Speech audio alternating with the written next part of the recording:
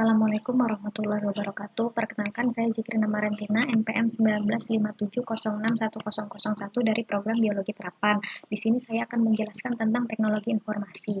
Teknologi informasi adalah istilah umum untuk teknologi apapun yang membantu manusia dalam membuat, mengubah, menyimpan, mengomunikasikan, atau menyebarkan informasi. Teknik informasi menyatukan komputasi dan komunikasi berkecepatan tinggi untuk data, suara, dan video.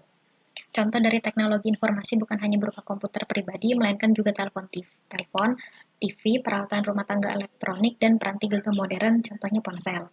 Kemudian, dalam konteks Business Information Technology Association of America menjelaskan pengolahan, penyimpanan, dan penyebaran vokal informasi bergambar, teks, dan numerik oleh mikroelektronika berbasis kombinasi komputasi dan telekomunikasi.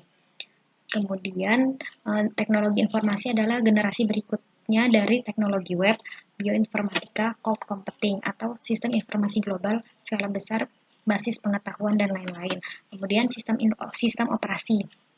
Sistem operasi adalah perangkat lunak sistem yang mengangkat sumber daya dari perangkat keras atau hardware dan perangkat lunak software, serta sebagai jurik atau daemon untuk program komputer. Tanpa sistem operasi, pengguna tidak dapat menjalankan program aplikasi pada komputer mereka, kecuali program booting. Sistem operasi mempunyai penjadwalan yang sistematis, mencakup perhitungan, penggunaan memori, pemrosesan data, penyimpanan data, dan sumber daya lainnya. Contoh dari sistem operasi modern ada Linux, Android, iOS, dan macOS X. Bagian-bagian dari sistem informatika. Pertama, mekanisme boot, yaitu meletakkan kernel dalam CPU. Kernel yaitu inti dari sebuah sistem operasi. Kemudian ada command interpreter atau shell yang bertugas membaca input pustaka-pustaka, yaitu menyediakan kumpulan fungsi dasar dan standar yang dapat dipanggil oleh aplikasi lain. Kemudian ada driver untuk berinteraksi dengan hardware eksternal sekaligus untuk mengontrolnya. Kemudian sistem dari operasi. Sistem operasi membuat komputer menjadi lebih mudah, menarik, serta nyaman untuk digunakan. Kemudian sistem operasi memungkinkan sumber daya komputer digunakan secara efisien. Kemudian sistem operasi yang disusun atau diprogram sedemikian rupa memungkinkan menerima perubahan pengembangan baru yang efektif dan efisien, dapat melakukan pengujian sistem tanpa mengganggu layanan yang telah ada.